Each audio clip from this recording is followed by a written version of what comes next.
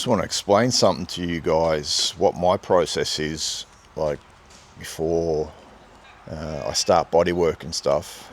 Like once it comes back from Sandblasters, it'll come back in epoxy, and I'll show you that once it does come back. But here is a perfect example why we put epoxy on first before filler. See that?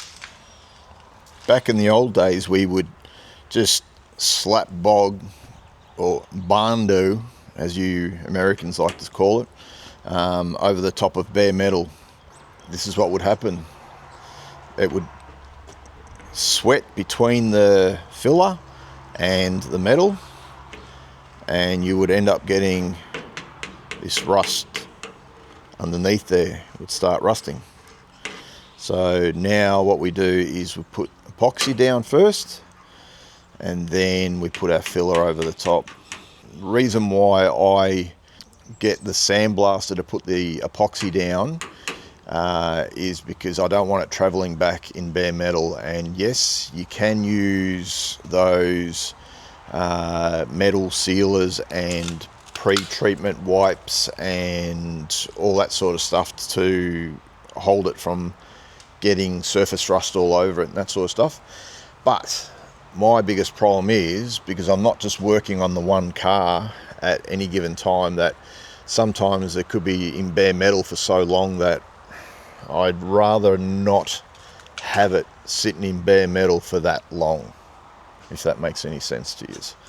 So I would prefer to just you know, have it all sealed up in epoxy, and then as I start doing my rust repairs here, like I'll be you know, cutting my wheel arch off, and then, you know, fixing it all up, and then, you know, I'll end up sanding the epoxy down in the area that I'm working on.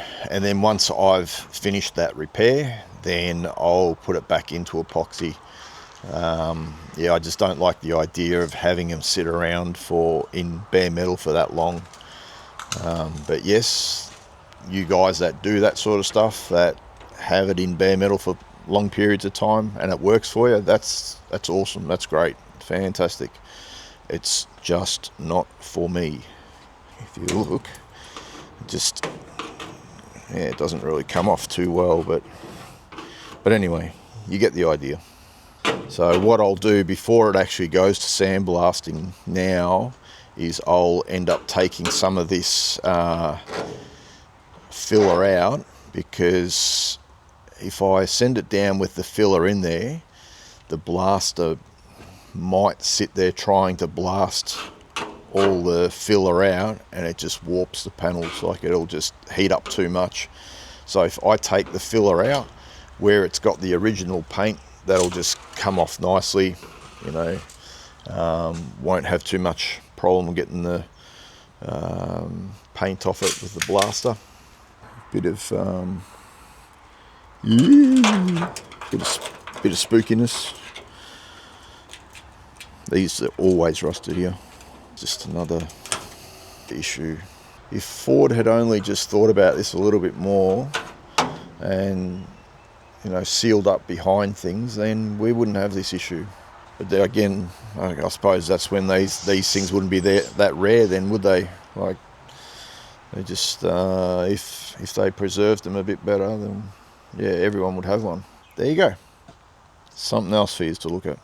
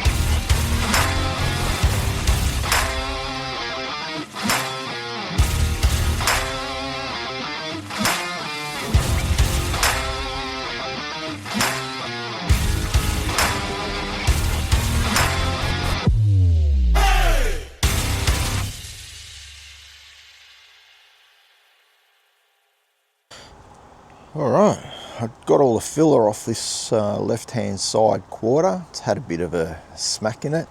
Anyone who's ever driven one of these coupes, hardtops, would know that how hard they are to see out of. So basically, when they were brand new, I don't know how many of them got smashed before they even got out of the parking lot, out of the car yard, because they're just, yeah, they're pretty hard to see out of. Yeah, a bit of a knock there as well, but nah, it's no big deal. But the amount of filler that was actually in here, it just amazes me, because I got nothing against using filler, but the amount that was in there could do with that, about half of it, to tell you the truth.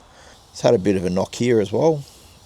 Obviously that's where the major impact is. But if you actually look from behind here, you can actually get in there to knock it back out. I've got to work out whether it's worth me taking the quarter panels off, or whether I can just leave them on, do my wheel arch repairs, do my lower rear quarters.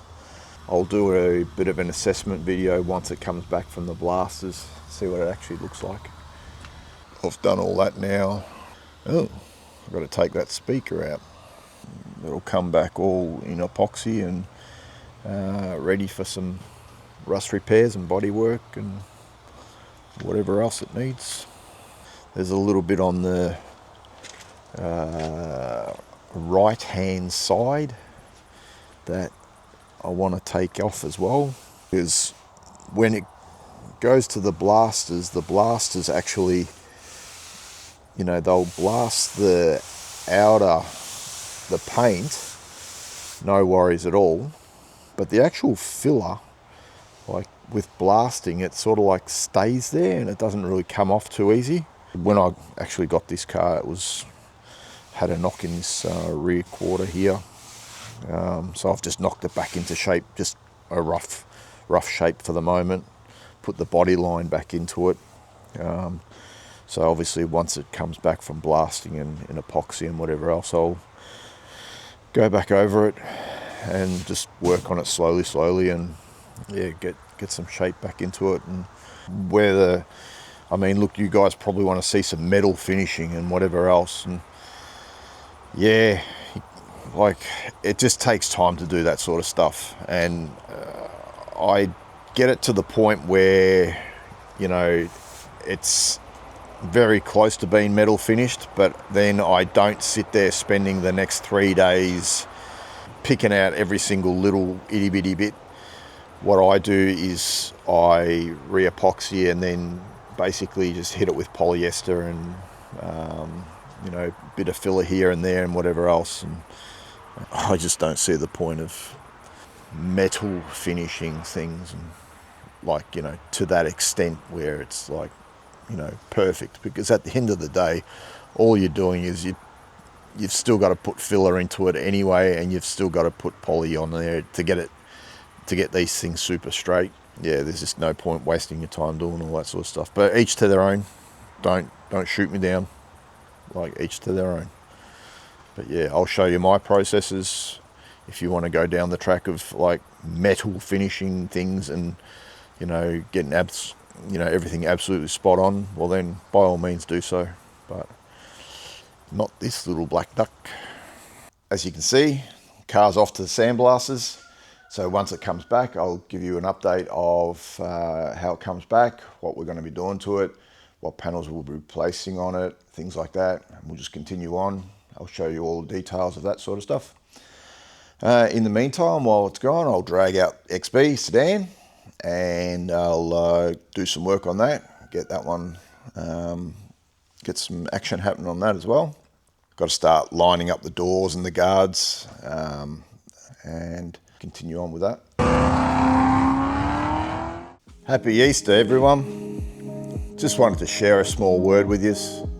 Like, I've always been interested in cars ever since I was small. Used to play with toy cars.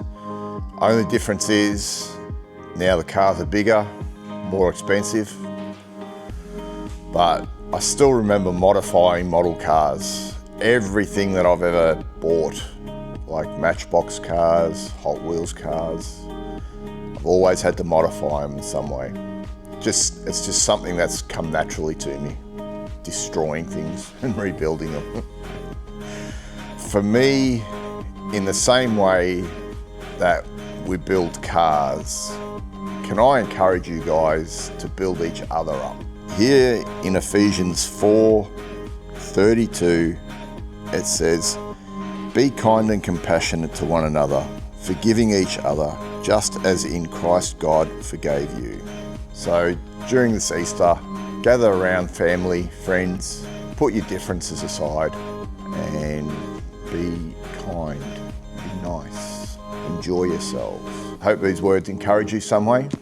Yeah, catch you on the next one.